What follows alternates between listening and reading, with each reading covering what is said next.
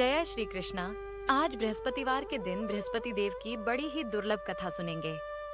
भारतवर्ष में एक प्रतापी और दानी राजा राज्य करता था। वह रोज गरीबों और ब्राह्मणों की सहायता करता था। यह बात उसकी रानी को अच्छी नहीं लगती थी। वह ना ही गरीबों को दान देती थी, ना ही भगवान का पूजन करती थी, और राजा को भी दान देने से मना करती थी। एक दिन राजा शिकार खेलने वन को गए हुए थे, तो रानी महल में अकेली थी। उसी समय बृहस्पति देव साधु वेश में राजमहल में भिक्षा लेने के लिए आए और भिक्षा मांगी।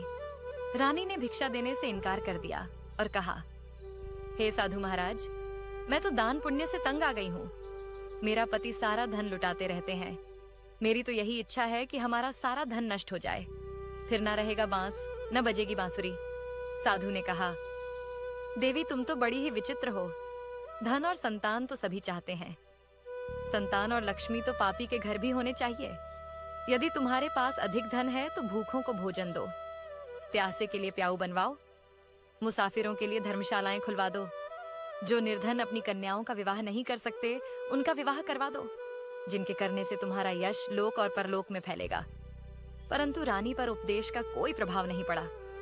वह बोली, महाराज, आप मुझे कुछ न समझाएं। मैं ऐसा धन नहीं चाहती जो हर जगह दान करती फिरूं। साधु ने उत्तर दिया, यदि तुम्हारी ऐसी ही इच्छा है तो तथास्तु।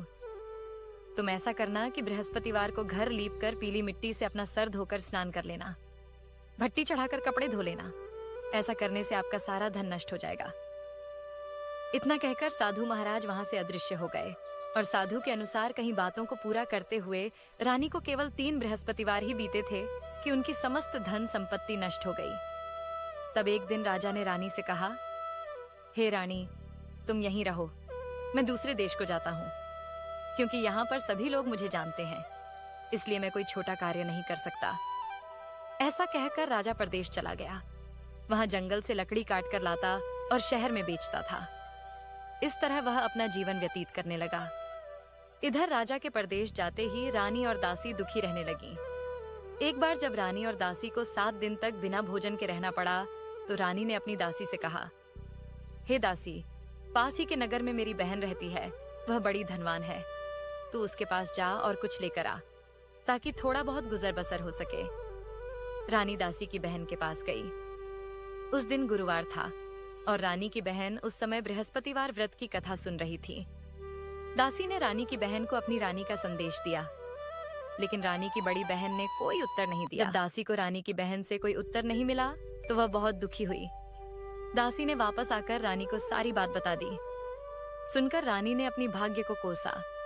उधर रानी की बहन ने सोचा कि मेरी बहन की दासी आई थी, परंतु मैं उससे नहीं बोली, इससे वह बहुत दुखी हुई होगी।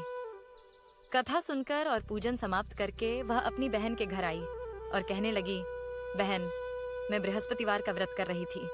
तुम्हारी दासी मेरे घर आई थी, परंतु जब तक कथा होती है तब तक ना तो उठते हैं और ना ही बोलते हैं, इसलिए मैं नहीं बोली। कहो दासी क्यों आई थी? रानी बोली, बहन, तुमसे क्या छुपाऊं, हमारे घर में खाने तक को अनाज नहीं था। ऐसा कहते कहते रानी की आंखें भर आईं। उसने दासी समेत पिछले 7 दिनों से भूखे रहने की बात अपनी बहन को विस्तार पूर्वक सुना दी। रानी की बहन बोली, देखो बहन, भगवान बृहस्पति देव सबकी मनोकामना को पूर्ण करते हैं। देखो, शायद तुम्हारे घर में अनाज रखा हो।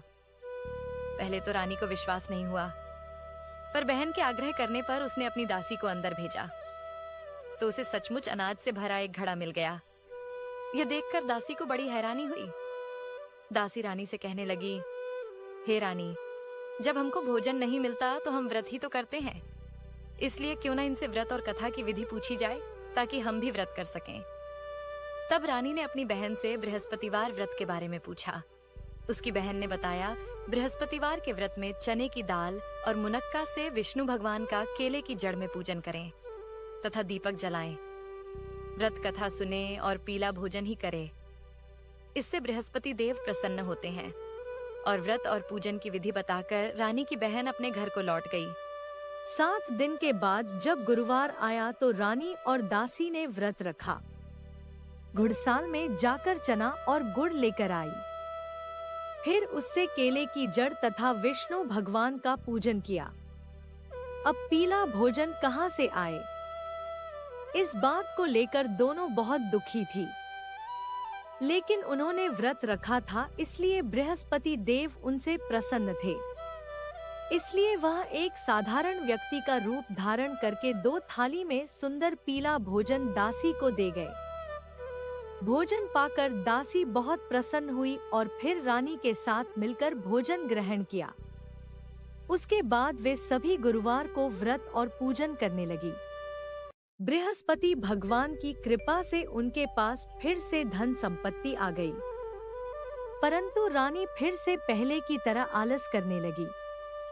तब दासी बोली, हे रानी, तुमने पहले भी इस प्रकार आलस किया था। तुम्हें धन रखने में कष्ट होता था, इस कारण सभी धन नष्ट हो गया। और अब जब भगवान बृहस्पति देव की कृपा से धन मिला है तो तुम्हें फिर से आलस होता है।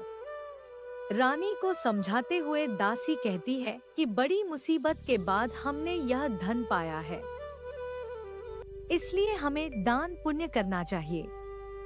भूखे मनुष्यों को भोजन कराना चाहिए और धन को शुभ कार्यों में खर्च करना चाहिए, जिससे तुम्हारा कुल का यश बढ़ेगा। दासी की बात मानकर रानी अपना धन शुभ कार्यों में खर्च करने लगी, जिससे पूरे नगर में उसका यश फैलने लगा। उधर एक दिन राजा दुखी होकर जंगल में एक पेड़ के नीचे बैठे थे और अपनी दशा को याद करके व्याकुल होने लगे। बृहस्पतिवार का दिन था। एकाएक उसने देखा कि निर्जन वन में एक साधु प्रकट हुए। वह साधु वेश में स्वयं बृहस्पति देवता थे। राजा के सामने आकर बोले, इस सुनसान जंगल में तू इतना चिंता मग्न क्यों बैठा है? राजा ने दोनों हाथ जोड़कर प्रणाम किया और उत्तर दिया, महाराज, आप सब कुछ जानते हैं, मैं क्या कहूँ? यह कहकर राजा रोने लगा और साधु को अपनी आत्मकथा सुनाई। महात्मा जी ने कहा, तुम्हारी स्त्री ने बृहस्पतिवार के दिन बृहस्पति भगवान का निरादर किया है, जिसके कारण रुष्ट होकर उन्होंने तुम्हारी यह दशा कर दी। अब तुम चिंता को दूर करके मेरे कहे अनुसार चलो तो तुम्हारे सब कष्ट दूर हो जाएंगे और भगवान पहले से भी अधिक संपत्ति देंगे। तुम बृहस्पति के दिन कथा किया करो। कथा के पश्चात अपने सारे परिवार और सुनने वालों में प्रसाद को बांटकर खुद भी ग्रहण करो। ऐसा करने से भगवान तुम्हारी सब मनोकामनाएं पूरी करेंगे। साधु के ऐसे वचन सुनकर राजा बोला, हे प्रभु, मुझे लकड़ी बेचकर इतना पैसा नहीं मिलता जिससे भोजन के उपरांत कुछ बचा सकूं। और फिर मैं बृहस्पति देव की क्या कहानी सुनूं? मुझको तो कुछ भी मालूम नहीं है। साधु ने कहा, तुम किसी बात की चिंता मत करो। बृहस्पतिवार के दिन तुम रोजाना की तरह लकड़ियां लेकर शहर को जाओ। तुमको रोज से दुगना धन प्राप्त होगा, जिससे तुम भली भांति भोजन कर लोगे और बृहस्पति देव की पूजा का सामान भी आ जाएगा। बृहस्पति देव की कथा इस प्रकार है। प्राचीन काल में एक ब्राह्मण रहता था। वह बहुत निर्धन था। उसकी कोई संतान नहीं थी। उसकी स्त्री बहुत मलिनता के साथ रहती थी। वह स्नान नहीं करती थी, किसी देवता का पूजन नहीं करती। इसे ब्राह्मण देवता बड़े दुखी थे। वह उसको बहुत समझाते, किंतु उसका कुछ परिणाम नहीं निकला। भगवान की कृपा से ब्राह्मण के घर कन्या रूपी रत्न पैदा हुआ। कन्या बड़ी होने पर प्रातः स्नान करके विष्णु भगवान का जाप और बृहस्पतिवार का व्रत करने लगी। अपने पूजन पाठ को समाप्त करके विद्यालय जाती तो अपनी मुट्ठी में जौ भर के ले जाती और विद्यालय के मार्ग में डालती जाती। तब यह जौ सोने के हो जाते तो लौटते समय बीन कर घर ले आती। एक दिन वह बालिका सूप में उस जौ को फटक कर साफ कर रही थी कि उसके पिता ने देख लिया और कहा, बेटी, सोने की जौ के लिए सोने का सूप होना चाहिए। दूसरे दिन बृहस्पतिवार था। इस कन्या ने व्रत रखा और बृहस्पति देव से प्रार्थना करके कहा कि मैंने आपकी पूजा सच्चे मन से की है तो मेरे लिए सोने का सूप दे दो। बृहस्पति देव ने उसकी प्रार्थना स्वीकार कर ली। रोजाना की तरह वह कन्या जौ फैलाती हुई जाने लगी। जब लौट कर आ रही थी तो बृहस्पति देव की कृपा से सोने का सूप मिला।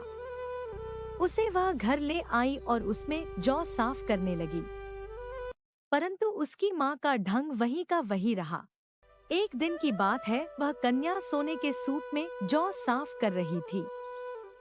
उसी समय राजकुमार वहां से निकला। इस कन्या के रूप और कार्य को देखकर मोहित हो गया और अपने घर जाकर भोजन और जल त्याग कर उदास होकर लेट गया। राजा को इस बात का पता लगा तो अपने मंत्री के साथ उसके पास गए और बोले, बेटा तुम्हें किस बात का कष्ट है? किसी ने तुम्हारा अपमान किया है अथवा और कोई कारण है? कहो, मैं वही कार्य करूंगा जिसमें तुम्हारी प्रसन्नता हो। राजकुमार ने अपने पिता की बात सुनकर कहा, मुझे आपकी कृपा से किसी बात का दुख नहीं है, परंतु मैं उसे लड़की से विवाह करना चाहता हूँ जो सोने के सूप में जौ साफ कर रही थी। यह सुनकर राजा आश्चर्य में पड़ गया और बोला, बेटा इस तरह की कन्या का पता तुम ही लगाओ, मैं उसके साथ तेरा विवाह अवश्य ही करवा दूंगा। राजकुमार ने उस लड़की के घर का पता बताया।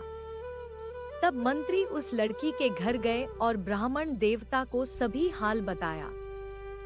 ब्राह्मण देवता राजकुमार के साथ अपनी कन्या का विवाह करने के लिए तैयार हो गए तथा विधि विधान के अनुसार ब्राह्मण की कन्या का विवाह राजकुमार के साथ हो गया। कन्या के घर से जाते ही पहले की ही भांति उस ब्राह्मण देवता के घर में गरीबी का निवास हो गया। अब भोजन भी बड़ी मुश्किल से मिलता था। एक दिन दुखी होकर ब्राह्मण देवता अपनी पुत्री के पास गए। बेटी ने पिता की दुखी अवस्था को देखा और अपनी माँ का हाल पूछा। तब ब्राह्मण ने सभी हाल कहा। कन्या ने बहुत सा धन देकर अपने पिता को विदा कर दिया। इस तरह ब्राह्मण का कुछ समय सुखपूर्वक व्यतीत हुआ। कुछ दिन के बाद फिर वही हाल हो गया। ब्राह्मण फिर अपनी कन्या के यहाँ गया और सारा हाल कहा। तो लड़की बोली, पिताजी आप माताजी को यहाँ ले आओ, मैं उन्हें विधि बता दूंगी जिससे उनकी गरीबी दूर हो जाए। वह ब्राह्मण देवता अपनी स्त्री को साथ लेकर पहुँचे तो वह अपनी माँ को समझाने लगी। सुनो माँ, तुम प्रातः काल प्रथम स्नान आदि करके विष्णु भगवान का पूजन करो तो सब दरिद्रता दूर हो जाएगी। परंतु उसकी माँ ने एक भी बात नहीं मानी और प्रातः काल उठकर अपनी पुत्री के बच्चों की जूठन को खा लिया। इससे उसकी पुत्री को भी बहुत गुस्सा आया। उसने एक रात को एक कोठी से सारा सामान निकाल दिया और अपनी माँ को उसमें बंद कर दिया। प्रातः उसमें से उसे निकाला और स्नान आदि कराकर पूजा पाठ करवाया तो उसकी माँ की बुद्धि ठीक हो गई। इसके बाद वह नियम से पूजा पाठ करती और प्रत्येक बृहस्पतिवार को व्रत रखने लगी। इस व्रत के प्रभाव से उसके माता पिता बहुत ही धनवान और पुत्रवान हो गए और बृहस्पति देवता के प्रभाव से इस लोक के सुख को भोगकर अंत में स्वर्ग को प्राप्त हुए। इस तरह कहानी कहकर साधु देवता वहां से अंतर ध्यान हो गए। धीरे धीरे समय व्यतीत होने पर फिर वही बृहस्पतिवार का दिन आया। राजा जंगल से लकड़ी काटकर शहर में बेचने गया। उसे उस दिन और दिन से अधिक पैसा मिला। राजा ने चना गुड़ आदि लाकर गुरुवार का व्रत किया। उस दिन से उसके सभी क्लेश दूर हो गए। परंतु जब दोबारा गुरुवार का दिन आया तो राजा बृहस्पतिवार का व्रत करना भूल गया। इस कारण बृहस्पति भगवान नाराज हो गए। उस दिन उस नगर के राजा ने विशाल यज्ञ का आयोजन किया था और शहर में यह घोषणा करी थी कि कोई भी मनुष्य अपने घर में भोजन न बनाए। समस्त प्रजा मेरे यहाँ भोजन करने आए। इस आज्ञा को जो नहीं मानेगा उसे फांसी की सजा दी जाएगी। इस तरह की घोषणा संपूर्ण नगर में करवा दी गई। राजा की आज्ञा के अनुसार सारी प्रजा राजा के यहाँ भोजन करने गई। लेकिन जब वह कुछ देर से पहुंचा तो राजा उसको अपने साथ लेकर महल गए और वहां ले जाकर भोजन करवा रहे थे। तभी रानी की दृष्टि उस खूंटी पर पड़ी जिस पर उसका हार लटका हुआ था। वह वहां पर दिखाई नहीं दिया। रानी को यह शक हो गया कि मेरा हार इस मनुष्य ने चुरा लिया है। उसी समय सिपाहियों को बुलाकर उसको कारागार में डलवा दिया। वह कारागार में पड़ा दुखी होकर विचार करने लगा कि ना जाने कौन से पूर्व जन्म के कर्म से मुझे यह दुख प्राप्त हुआ है, और उस साधु को याद करने लगा जो कि जंगल में मिला था। उसी समय तत्काल बृहस्पति देव साधु के रूप में प्रकट हुए और उसकी दशा को देखकर कहने लगे, अरे मूर्ख, तूने बृहस्पति देव की कथा नहीं करी, इस कारण तुझे दुख प्राप्त हुआ है। अब चिंता मत कर, बृहस्पतिवार के दिन कारागार के दरवाजे पर 4 पैसे पड़े मिलेंगे। उनसे तू बृहस्पति देव की पूजा करना, तेरे सभी कष्ट दूर हो जाएंगे। बृहस्पतिवार के दिन उसे 4 पैसे मिले। उसने कथा कही। उसी रात्रि को बृहस्पति देव ने उस नगर के राजा को स्वप्न में कहा कि राजा, तुमने जिस आदमी को कारागार में बंद किया है वह निर्दोष है, वह राजा है, उसे छोड़ देना। रानी का हार उसी खूंटी पर लटक रहा है। अगर तूने ऐसा नहीं किया तो मैं तेरे राज्य को नष्ट कर दूंगा। इस तरह रात्रि के स्वप्न को देखकर राजा प्रातःकाल उठा और खूंटी पर हार को देखकर उसे बुलाकर क्षमा मांगी और सुंदर वस्त्र आभूषण देकर विदा कर दिया। बृहस्पति देव की आज्ञा के अनुसार वह अपने नगर को चल दिया। राजा जब अपने नगर के निकट पहुंचा तो उसे बड़ा आश्चर्य हुआ। नगर में पहले से अधिक बाग, तालाब, कुएं तथा बहुत सी धर्मशाला, मंदिर आदि बन गई थी। राजा ने पूछा, यह किसका बाग और धर्मशाला है? तब नगर के सब लोग कहने लगे, यह सब रानी और दासी के हैं। तो राजा को आश्चर्य हुआ और गुस्सा भी आया।